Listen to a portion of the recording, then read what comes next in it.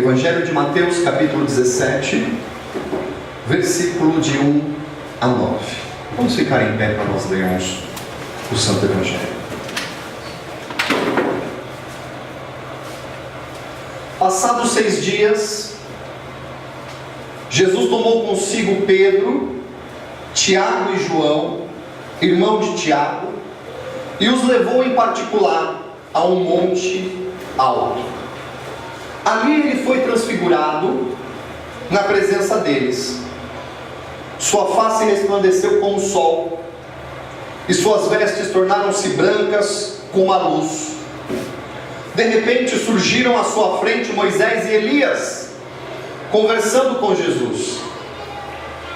Expressando-se, Pedro disse a Jesus: Senhor, é bom estarmos aqui. Se desejares, farei aqui 3 tendas, uma para ti, uma para Moisés e outra para Elias. Enquanto ele ainda estava falando, uma nuvem resplandecente os envolveu, e dela emanou uma voz dizendo: Este é meu filho amado, em quem me regozijo, a ele atendei. Ao ouvirem isso, os discípulos prostraram-se com o rosto em terra e ficaram atemorizados. Então Jesus, aproximando-se deles, tocou-os e disse: Levantai-vos e não temais. Ao erguer os olhos, a ninguém mais viram, senão somente a Jesus. Enquanto desciam do monte, Jesus lhes ordenou: A ninguém conteis a visão que tivestes, até que o Filho do Homem ressuscite dentre os mortos. O Evangelho do Senhor. Louvado sejas, ó Cristo. Amém. Podemos nos assentar?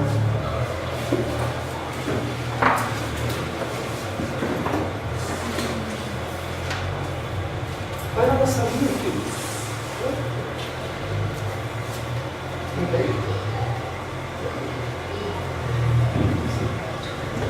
A leitura do Evangelho de hoje nos conta a história da transfiguração de Jesus.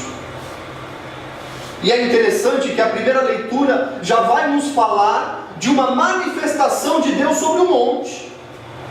Quando o Senhor manda Moisés subir ao monte, e lá da nuvem o Senhor chama Moisés para lhes dar então as tábuas da lei sobre o Sinai.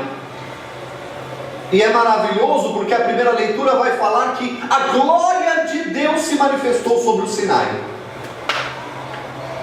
Na segunda leitura, Pedro, na sua carta, ele vai relatar esse acontecimento da transfiguração. Vamos voltar na segunda leitura, 2 Pedro, capítulo 1, versículo 16. Nessa segunda carta de Pedro, ele relata a transfiguração que ele presenciou. 2 Pedro, capítulo 1, versículo 16. E ele vai dizer: Porque não seguimos fábulas engenhosamente inventadas. Meu querido, nós estamos seguindo a palavra de Deus. Nós estamos seguindo a Jesus. E seguir a Jesus e a sua palavra não é seguir fábulas engenhosamente inventadas. Não foram os apóstolos que criaram o personagem Jesus. Jesus não foi inventado pela igreja. A palavra de Deus não foi inventada pela igreja. Não, nós não estamos seguindo fábulas engenhosamente inventadas de alguém muito inteligente que inventou, de alguém muito inteligente que mentiu e inventou. Não! Quando vos fizemos conhecer o poder e a vinda de nosso Senhor Jesus Cristo, pois fomos testemunhas oculares da sua majestade. Olha só o que ele está dizendo: nós fomos testemunhas oculares da majestade de Jesus, da realeza de Jesus, da manifestação da divindade de Jesus. Nós fomos testemunhas oculares. Pedro está dizendo, ele foi testemunha ocular. Ele estava lá na transfiguração. E aí no versículo 17 Pedro vai dizer: ele recebeu honra e glória da parte de Deus, quando da suprema glória lhe foi dirigida a voz que declarou. Olha só, ele está dizendo e narrando a transfiguração, porque no meio da transfiguração ouve-se uma voz no meio da nuvem dizendo: este é o meu filho amado, em quem eu me alegro, em quem eu me regozijo, a ele escutai. E aí Pedro vai dizendo no versículo 18: ora, nós mesmos ouvimos essa voz, vindas do céu, quando estávamos com ele no Monte Santo. Nós vimos. Quando ele nos subiu o monte conosco, nós vimos. Somos testemunhas oculares da sua majestade, e nós mesmos ouvimos essa voz vinda do céu. E é maravilhoso porque no versículo 19 ele vai dizer: sendo assim, temos ainda mais concreta a palavra dos profetas. Temos mais certeza da palavra dos profetas. E fazeis muito bem em prestar atenção a ela, como uma candeia que brilha nas trevas, até que todo dia se ilumine e a estrela da alva nasça em vossos corações. Antes de tudo, sabei que nenhuma profecia da Escritura provém de interpretação pessoal, porquanto jamais a profecia teve origem na vontade humana, mas homens santos falaram da parte de Deus, orientados pelo Espírito Santo. Aleluia! Da transfiguração que eu quero meditar com a igreja hoje, é que, em primeiro lugar, você sabe que no ministério de Jesus havia uma multidão que o seguia, e essa multidão seguia Jesus querendo ver os sinais, a multidão seguia Jesus querendo ver os milagres, a multidão queria estar perto de Jesus para receber alguma coisa dele, a multidão estava ao redor de Jesus para receber a multiplicação de pães, para receber a multiplicação de peixes. E hoje a multidão continua indo atrás de Jesus somente para receber dele alguma coisa. A multidão não está interessada em Jesus, a multidão está interessada naquilo que Jesus pode lhes dar. Há uma multidão hoje indo atrás de Jesus, buscando riqueza, esperando que Jesus lhes faça rico, que Jesus lhes faça milionário, que Jesus lhes dê um emprego muito bom, que Jesus lhes dê uma empresa, que Jesus lhes dê uma mansão, que Jesus lhes dê o carro do ano importado, roupa de marca, fama, sucesso, que Jesus lhes dê isso, aquilo que Jesus nunca teve e nunca buscou. A multidão está buscando em Jesus hoje, como se Jesus tivesse vindo na terra para lhes fazer rico, como se Jesus tivesse morrido naquela cruz, humilhado, ultrajado, sofrendo naquela cruz para nos fazer ricos. Não! Jesus não morreu na cruz para salvar as nossas finanças. Jesus morreu naquela cruz para nos salvar dos nossos pecados, para que nós moremos no céu. Aleluia! Há uma multidão hoje ainda buscando Jesus pela multiplicação de pães e peixes, pelos milagres e sinais, por aquilo que Jesus pode lhes dar. Da multidão Jesus escolheu 70. Da multidão Jesus escolheu esses 70 para estar mais perto dele. Dos 70 Jesus escolheu 12 para estar mais perto dele. Dos 12 Jesus escolheu 3 para estarem mais perto dele: Pedro, Tiago e João. Foram homens que andaram mais perto de Jesus, foram homens que estiveram numa intimidade maior com Jesus. E esses 3 Jesus chamou para subir ao monte com ele: Pedro, Tiago e João. E lá no monte houve uma manifestação da glória de Jesus. Houve uma manifestação aos olhos daqueles 3 homens de quem realmente era Jesus. Para um soldado romano, Jesus era um galileu qualquer. Para o povo de Nazaré, ele era o carpinteiro, filho do carpinteiro, e suas irmãs estavam entre eles. Era um qualquer. Para os religiosos da época, Jesus era aquele de Nazaré. Era Jesus, um baderneiro, que ficava questionando e causando confusão. Para outros, Jesus era um revolucionário. Para alguns, que receberam uma revelação do Espírito Santo. Jesus era o Cordeiro de Deus que tira o pecado do mundo. Para alguns que tinham recebido a revelação do Espírito Santo, Jesus era o Messias, o Filho de Deus Altíssimo, Todo-Poderoso, cheio de glória e majestade. Aos olhos humanos era um homem simples, mas aos olhos de alguém que já tinha recebido a revelação do Espírito Santo, ele não era simplesmente um filho do carpinteiro, mas ali estava a glória e a majestade. E naquele dia no monte, Jesus manifesta a sua glória, Jesus manifesta a sua majestade diante de Pedro, Tiago e João. Eles estavam no monte, Jesus se desloca um pouco mais acima para orar. De repente começa a vir uma nuvem do céu, a luz resplandece nas suas vestes, ele começa a brilhar, e eles olham lá em cima. De um lado está Elias, do outro lado está Moisés, representando o que? A testemunha da lei e a testemunha dos profetas anunciam que Jesus Cristo é o Filho de Deus. Naquela manifestação da transfiguração, a aparição de Moisés e a aparição de Elias estavam dizendo: Moisés representando a lei, Elias representando os profetas. Ele é o Filho de Deus, o Messias, o Cordeiro que veio para tirar os pecados do mundo.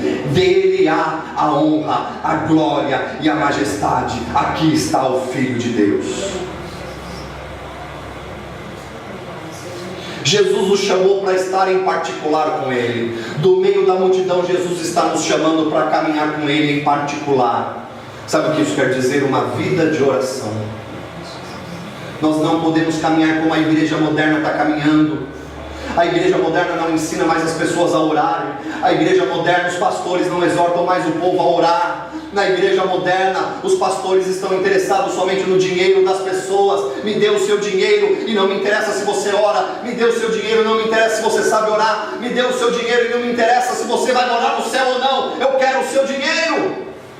Mas Jesus está chamando a sua igreja em particular, como chamou Pedro, Tiago e João, em particular os chamou ao monte. Jesus está nos chamando ao monte. Meu querido, nós só recebemos a revelação de quem Jesus é quando nós andamos no particular com Ele. Nós só recebemos a revelação completa de quem Ele é. Nós só conseguimos ver o seu verdadeiro rosto. Nós só conseguimos contemplar a sua glória. Nós só conseguimos ver e reconhecer quem é verdadeiramente Jesus Cristo quando andamos em particular com Ele. Nesta manhã Jesus está chamando a sua igreja à oração. Jesus está chamando a sua igreja ao secreto. Jesus está chamando a sua igreja a um tempo particular com Ele, para que Ele revele a face dele a nós.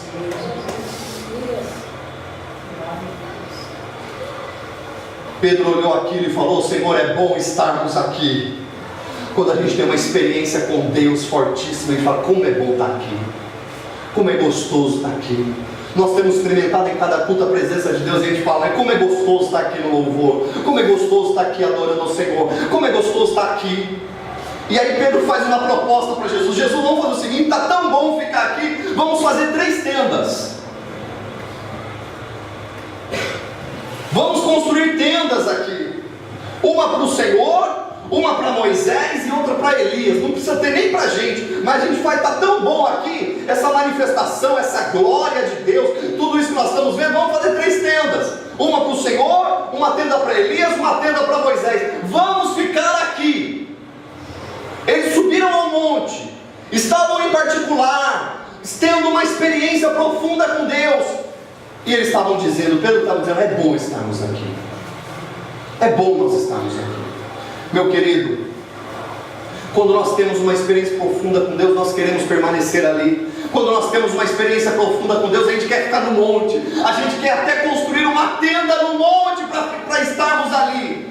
Mas o texto, o Evangelho da Transfiguração nos ensina que o propósito da experiência com Deus, ele não termina simplesmente na experiência. Toda experiência com Deus, ela tem um propósito. Toda experiência que você tem com Deus, ela tem um propósito. O primeiro propósito, manifestar a glória de Deus. O segundo propósito, te transformar. O terceiro propósito, te enviar para a missão. Vocês leram aqui, na segunda leitura, o que Pedro está dizendo? Nós fomos testemunhas oculares. Nós não estamos seguindo fábulas engenhosamente inventadas pelos homens. O que aconteceu? Aquela experiência gerou fé no coração de Pedro. Ele foi testemunha ocular do que aconteceu. Ele foi testemunha ocular da transfiguração. Gerou fé nele. Ele começou a saber que aquilo que ele estava acreditando, as palavras, a palavra de Deus que ele estava acreditando e pregando, não era fábulas engenhosamente inventadas pelos homens, mas veio de Deus. Então toda experiência com Deus, primeiro, manifesta a glória dele, é para a glória dele. É segundo, te transforma, gera fé no teu coração e te envia para uma missão. Pedro queria passar o resto da vida dele no monte, mas esse não era o propósito, ele precisava descer. Toda experiência com Deus é para manifestar a glória de Deus, te transformar, para te enviar para uma missão. Meu querido, nós não podemos viver um cristianismo alienado, um cristianismo baseado somente em experiências, mas que não se encarna na vida, um cristianismo que simplesmente quer construir tendas para ficar vivendo ali na experiência. Como é bom estarmos aqui, mas a gente precisa descer. É bom subir na oração, é bom experimentar Deus na oração, mas se a oração não se transforma em vida, se a oração não me transforma e não me envia, se a experiência de oração não me leva a me encarnar na vida e na vida do outro, para transformar a vida do outro, para transformar uma comunidade, para impactar e evangelizar a vida do outro, é uma experiência vazia em si mesmo. Porque é uma experiência simplesmente para alimentar a minha emoção, para alimentar meus sentimentos e alimentar o meu ego. Ah, eu tive uma experiência com Deus. Não, quem teve uma experiência verdadeira com Deus, ele tem a experiência, glorifica a Deus, é transformado, é cheio de fé, mas ele parte para se encontrar com o outro, ele parte para evangelizar o outro, ele parte para transformar a vida do outro, ele parte para mudar a realidade do outro. Essa é a proposta da transfiguração. É bom estarmos aqui. Nós vimos a nuvem, vimos a glória de Deus. Da nuvem veio uma voz dizendo: este é meu filho amado, em quem eu me regozijo. A ele atendei, a ele ouvi, a ele ouçam. Ao ouvirem isso, os discípulos prostraram-se com o rosto em terra e ficaram atemorizados. Eles ouviram audivelmente. Nós lemos aqui Pedro dizendo: nós mesmos ouvimos a voz vinda do céu, nós escutamos, foi audível. Deus falou do alto céus e eles escutaram: este é o meu filho amado, em quem eu me alegro, a ele ouçam. Querido, você tem que ouvir a Jesus. Você tem que parar de ouvir as outras vozes que você ouve. Você tem que parar de ouvir a voz do mundo. Você tem que parar de ouvir a opinião das outras pessoas, a opinião dos descrentes. É necessário você ouvir Jesus. Jesus que recebeu a palavra do Pai, dizendo: este é o meu filho amado, é Ele. Vocês querem saber quem é o meu filho? Deus estava dizendo: é Ele. Ele é o meu filho amado, Jesus. Jesus é o meu filho amado. Para outros é um filósofo, para alguns foi um revolucionário, para outros ele foi simplesmente um homem, um carpinteiro, mas ele é o meu filho amado, é Ele. A Ele vocês devem escutar. Ouçam a palavra de Jesus. Mas eu estou com dúvida no meu coração. Não ouça a voz do teu coração é enganoso. Não ouça a voz da dúvida, não ouça a voz do inimigo. Ouça Jesus, confie em Jesus.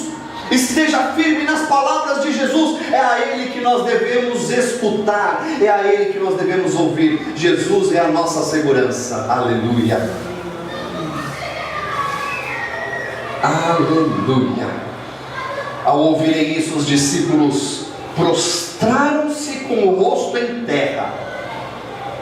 Eles escutaram, ficaram tão aterrorizados e atemorizados que eles se prostraram no chão com o rosto em terra.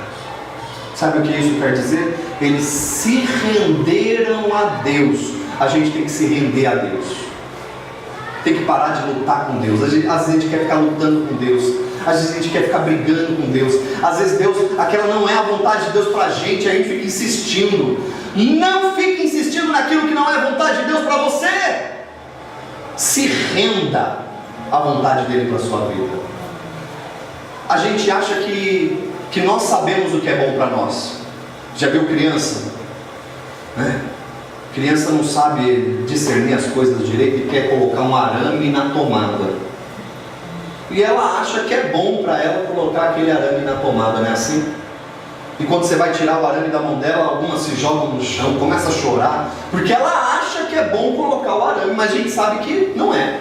Que ela vai tomar choque e pode até morrer, dependendo do choque que leva. Às vezes nós estamos diante de Deus como aquela criança, achando que sabemos o que é bom para nós, e a gente fica tentando colocar o arame na tomada. A gente fica insistindo em fazer a nossa vontade. Nós ficamos insistindo em fazer aquilo que nós queremos, lutando com Deus, fazendo birra com Deus. Deus, mas eu queria tanto colocar aquele arame. E Deus está dizendo, não. Os nãos de Deus não são para te punir. Os nãos de Deus são para te proteger. Ele sabe o que é melhor para você. Quando Deus te diz não, Ele não está te punindo, não está te castigando, Ele está te protegendo, porque Ele sabe o que é melhor para você. Meu querido, o negócio está tão complicado nas igrejas hoje, que até o rosto de Deus, o caráter de Deus, eles estão desfigurando. E estão criando um Deus que sempre vai te dizer sim, um Deus que vai te atender agora, porque se Deus não te atender agora, você tem que se revoltar com Ele. Até isso eu já escutei pastor pregando, que você tem que se revoltar com Deus, que você tem que ir lá e se revoltar mesmo, e como que colocar Deus na parede. O que é isso?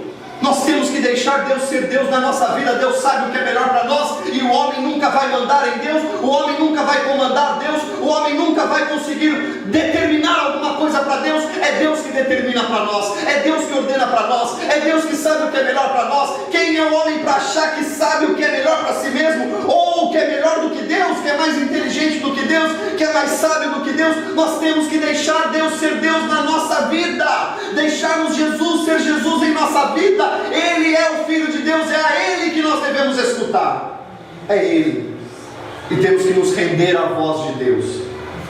Os 3 apóstolos se renderam à voz de Deus naquele dia. Pare de lutar. Eles escutaram a voz do céu e se renderam. Quando você escuta a palavra de Deus, não lute, se renda. Se renda. Eles se prostraram com o rosto em terra, se renderam, atemorizados, tomados de temor. Mas sabe o que aconteceu? O falso evangelho roubou o temor de Deus da igreja. As pessoas estão perdendo o respeito e o temor de Deus. Aqueles que se dizem cristãos estão perdendo o temor e o respeito a Deus, achando que deram um dízimo e agora podem cobrar alguma coisa de Deus, achando que deram uma oferta e agora eles têm o direito de cobrar alguma coisa de Deus, achando porque subiram ao monte para orar numa vigília, porque fizeram um jejum, agora eles podem ir diante de Deus com as suas mãos cheias do jejum, com as suas mãos cheias da oferta e do dízimo, com as suas mãos cheias das orações do monte que ele fez, para cobrar a Deus. Olha, eu fiz, Deus, então agora eu mereço. Não merece nada. Nós não merecemos nada. Por isso a palavra de Deus vai nos dizer que tudo é pela graça. Graça é a palavra grega charis, que quer dizer favor imerecido de Deus. A gente não merece nada, nem a salvação nós merecemos, e nem conseguimos fazer nada para merecer a salvação. Por isso a Bíblia vai dizer que nós somos salvos pela graça, porque a gente não merece, nem ser salvo a gente merece. Mas pastor, eu vou na igreja, eu não mereço ser salvo. Não! Porque não somos salvos pelos nossos próprios méritos, somos salvos porque Jesus Cristo morreu na cruz em nosso lugar. Ele é o merecedor, e nós somos salvos por causa dele. Ele pagou pelos nossos pecados, somos salvos por ele. Quando nós fazemos isso, nós somos tocados pelo Senhor. O versículo 7 diz assim: então Jesus, aproximando-se deles, tocou-os e disse. Quando você se rende à palavra do Senhor, você recebe o toque de Jesus. Jesus tocou neles e disse: levantai-vos e não tenham medo. Nós estamos vivendo dias muito difíceis. Nós estamos vivendo dias difíceis de violência. Todos vocês viram o que aconteceu no Espírito Santo. Inclusive tem uma igreja nossa lá no Espírito Santo, a igreja anglicana Âncora, do reverendo Eric, que logo pela manhã, quando a PM entrou em greve, ele mandou mensagem para nós, num grupo dos líderes da igreja, dizendo de como estava lá. As lojas sendo roubadas, pessoas na rua sendo saqueadas, não podendo sair de casa, um caos, uma violência que vocês viram na televisão. Nós estamos vivendo dias difíceis. No Brasil tem morrido mais pessoas do que na guerra da Síria dos últimos anos. Nós estamos vivendo dias difíceis na economia. São aproximadamente 12 milhões de brasileiros desempregados. Pais de famílias, mães de famílias que estão desempregados. Estamos vivendo dias muito difíceis. Muito difíceis. Dias de doença, dias de luta, dias de perseguição. A cada semana nós recebemos uma notícia nova de cristãos que estão sendo mortos porque são cristãos. Estamos vivendo dias difíceis. E eu confesso que possivelmente são os dias mais difíceis na terra que nós estamos vivendo, porque você sabe que a vinda de Jesus está mais próxima, e você sabe que em Apocalipse diz que o diabo, sabendo que pouco tempo lhe resta, veio sobre a terra com grande furor e ira. Ele sabe que pouco tempo lhe resta, por isso ele veio para a terra com grande furor e ira. Nós estamos vivendo agora no Brasil um tempo de carnaval, um tempo de muito pecado, um tempo de muita destruição, em que jovens vão ficar grávidas e vão abortar, em que jovens vão ficar grávidas e não vão saber quem é o pai, em que jovens vão pegar doenças, vão morrer por conta de overdose, de coma alcoólico, de acidente nas estradas, vão ser ceifados. Dias difíceis que nós estamos vivendo. Dias em que você não consegue achar uma igreja cristã baseada na palavra para você frequentar. Dias difíceis em que você não pode ir em qualquer igreja mais como você podia antigamente. Dias difíceis em que você dificilmente consegue encontrar no meio das igrejas uma igreja cristã que está pregando a verdadeira palavra de Deus, o Evangelho de Jesus. Dias difíceis. Dias difíceis do que dá dinheiro e que enche igreja não é pregar o Evangelho, mas é fazer show, fazer campanha, vender Cristo. Dias difíceis. E nesses dias difíceis Jesus está nos tocando, está dizendo para nós: levantai-vos e não tenham medo. Não tenham medo. Levantai-vos. Não fique abatido, não fique caído, não fique cabisbaixo. Se levante e não tenha medo. É Jesus que está dizendo, não é? E o Pai disse para nós no Evangelho hoje: este é o meu Filho amado, em quem eu me alegro, a Ele escutar. Amém? No meio de tudo isso que nós estamos vendo, nós devemos nos levantar e não termos medo. É tempo de não ter medo. É tempo de confiar.